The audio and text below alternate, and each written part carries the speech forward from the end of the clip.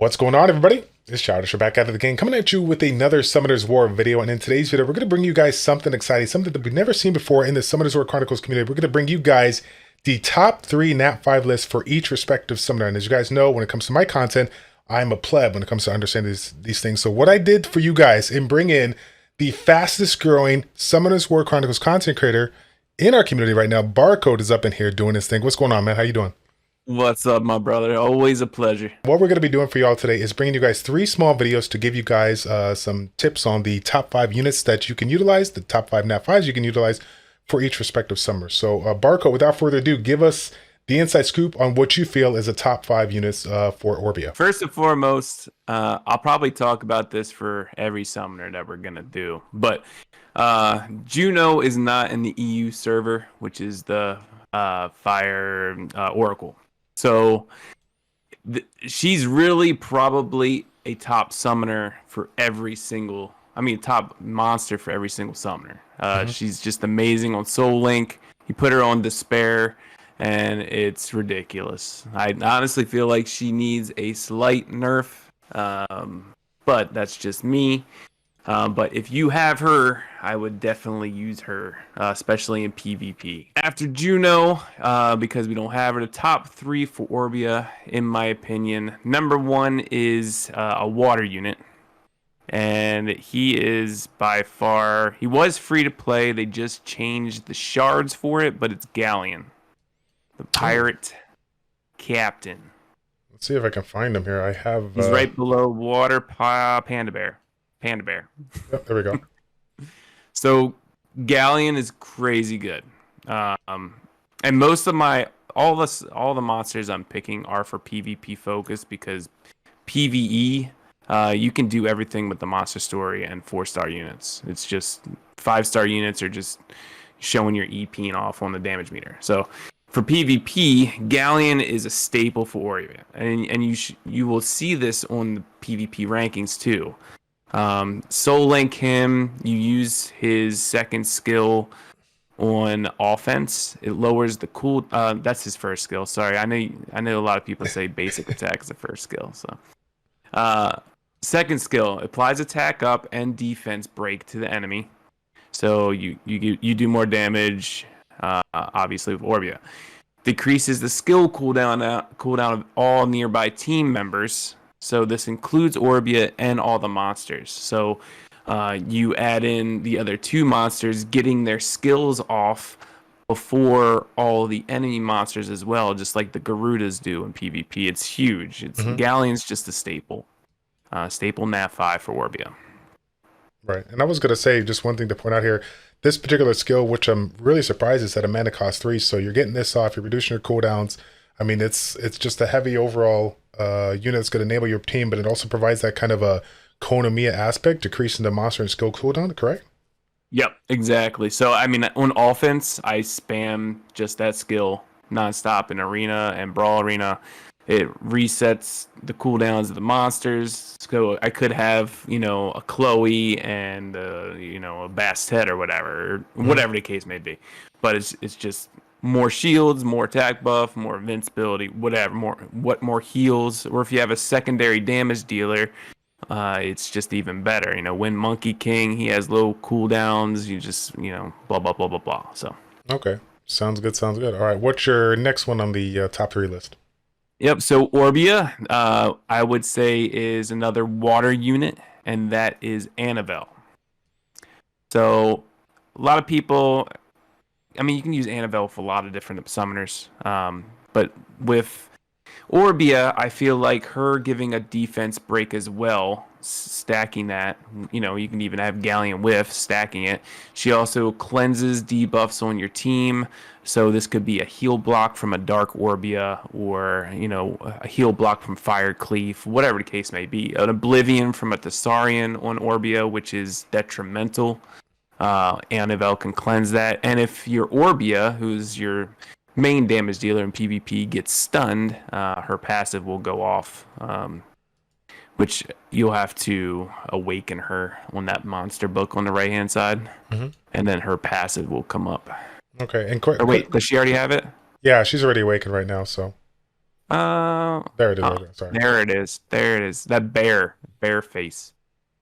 Yeah. So if anybody on your team gets CCs, it'll remove the CC effect, which is huge. And there's a lot of CCs. So there's provoke, which is detrimental against Orbia as well, because you can't kill off Theo with a wind staff or whatever. If you're provoked, you have to attack the tank. So Annabelle's huge. The heal is huge. Just a very good monster for her. I guess like the only downside to her is that the fact that she has so many things going on for her rune requirement is probably relatively high as far as what she needs to really function well. Her heal is based off of her HP. So you could technically just build like full energy and do that. Although her second skill, which is the defense break, it also hits the enemy. You could put her on despair energy. And that skill, when it goes off, has a chance to stun as well as the defense break. And she does damage based off her max HP. So, if you just build her tanky with a lot of HP, I feel like it's pretty simple. Yeah. And the third one, which is a surprise to most, would be Wind Beetle Knight. So, Wind Beetle Knight, this is someone that I regret not pulling on, especially in the NA servers where Taor is like meta. But there's a lot of different other people who give defense buff too. So, Wind Beetle Knight will remove defense buff from the enemy on his passive and replace that defense break, and also applies electric shock. It's huge. It's so good. It's crazy. I can't even. I still have trouble with Wind Beetle Knights. It's out of control. His third skill applies a defense buff, which is helpful to your team. If you have Galleon doing attack buff and a defense break, and then Wind Beetle Knight giving a defense buff, you have both buffs covered. It's huge. And his second skill as a CC has a chance to silence, or first skill has a chance to CC silence